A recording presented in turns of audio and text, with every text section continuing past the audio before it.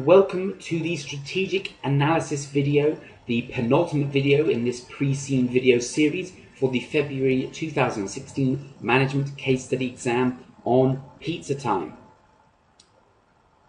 So we know that the pizza industry is one that we're perhaps all familiar with in terms of we've all been for pizza, we've ordered pizza, we know all about what pizzas are, but what do we know about the actual industry as a whole?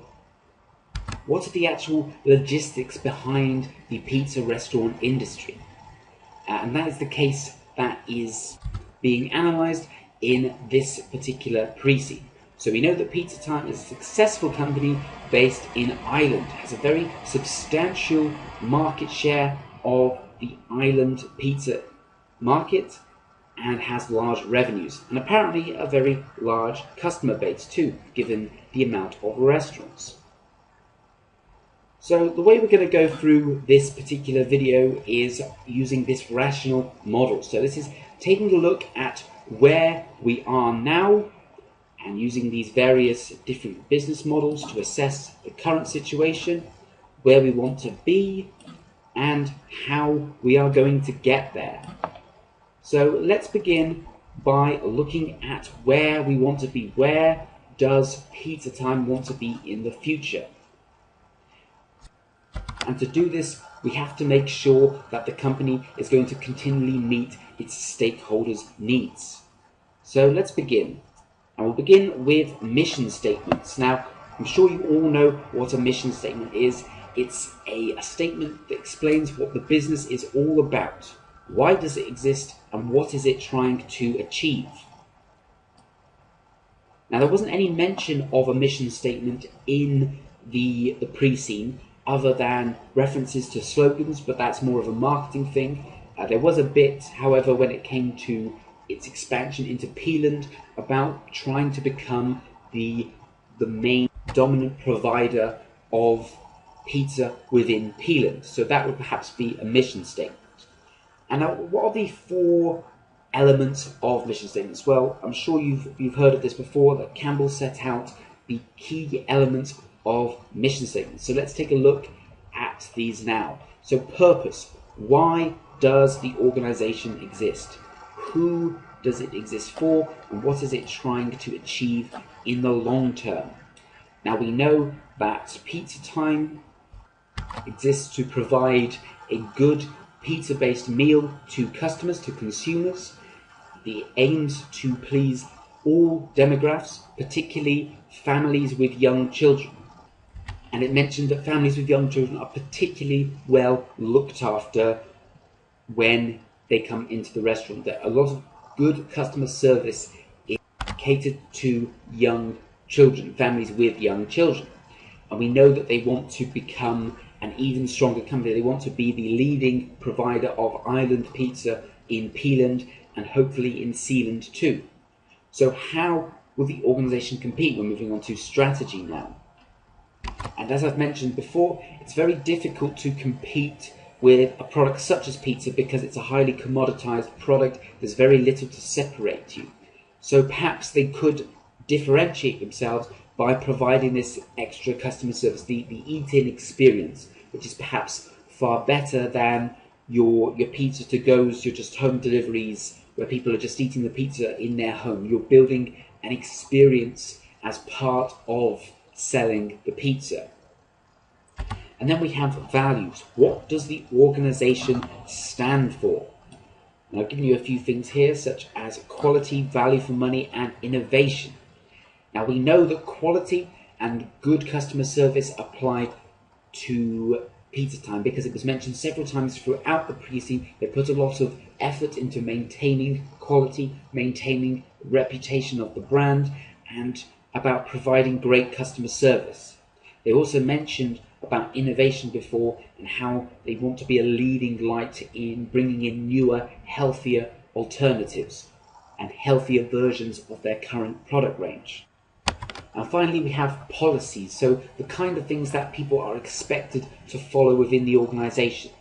And this is one of the important things of having a mission statement, is it allows for goal concurrence across all departments, across all employees. They all have this end result that you are all moving towards. If you don't have anything that binds everyone together to move towards a common objective, then you perhaps have issues with people become departmentally focused and focused on their own job rather than the company as a whole.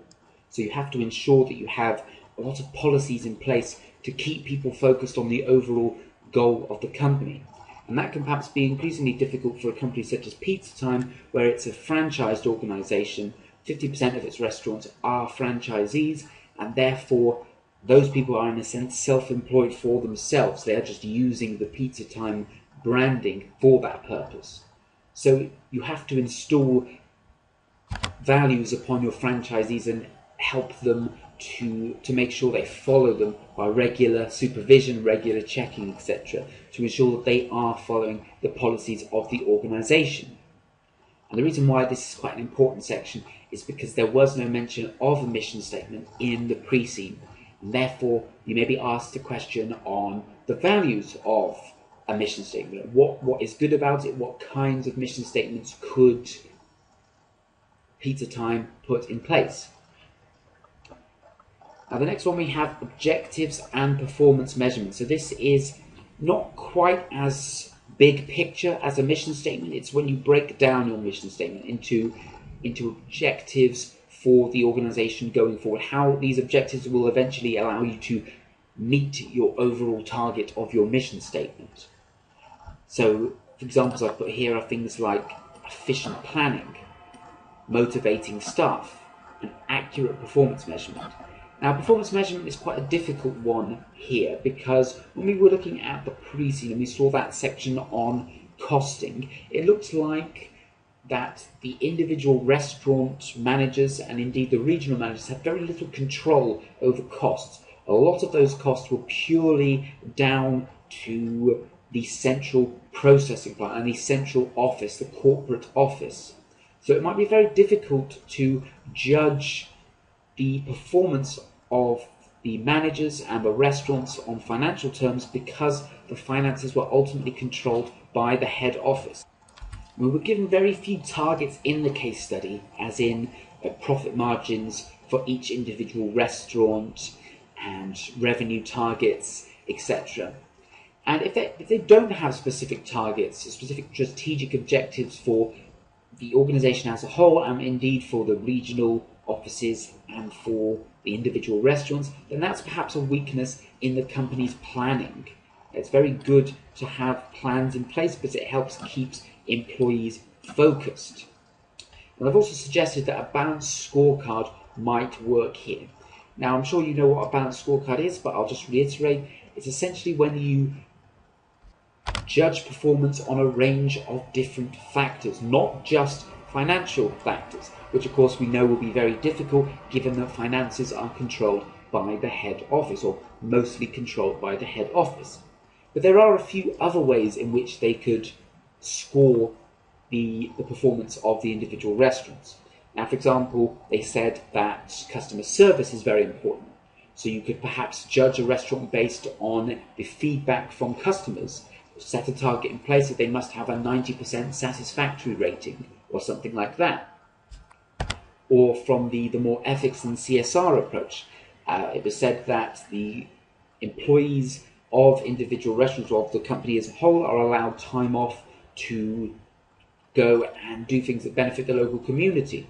So you could score the manager based on how many of their employees have taken this leave. If none of them are going off to do these on this paid leave to benefit the community, then that perhaps is a bad thing.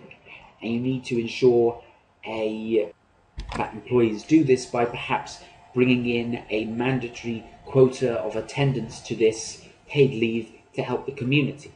And that would help keep all employees and managers focused on these core principles of the organisation, which would ultimately help benefit the company's perception in the eyes of the consumer, and help it meet its overall goals and objectives.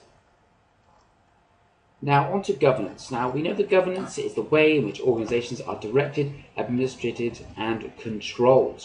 And this is all about getting the best thing for each stakeholder, ensuring that all stakeholders, particularly as shareholders, have their own objectives met, that we are taking care of all the people that are affected by the way in which our organization is run. People that will be negatively affected if the organization is run badly, and the people who will be positively affected if the company is run well. So, as we know, the Code of Corporate Governance is a UK code, and therefore Ireland will perhaps not be bound by the UK Code of Corporate Governance. But that's not to say that some shareholders and stakeholders won't think that the company should still adhere to it, because it's all about running the company in the best interests of the stakeholders. So there's, in a sense, no real downside to it from a stakeholder's point of view. So I've listed off just a few things here that the Code of Governance mentions. So we need to have a separate chairman and CEO. So obviously the chairman is the head of the board and the CEO is the head of the company. So if you have that role being occupied by two people, that would lead to poor running of the company in a sense, because you'd have someone who's setting their targets and then being in charge of carrying out those targets. The next is independent non-executive directors.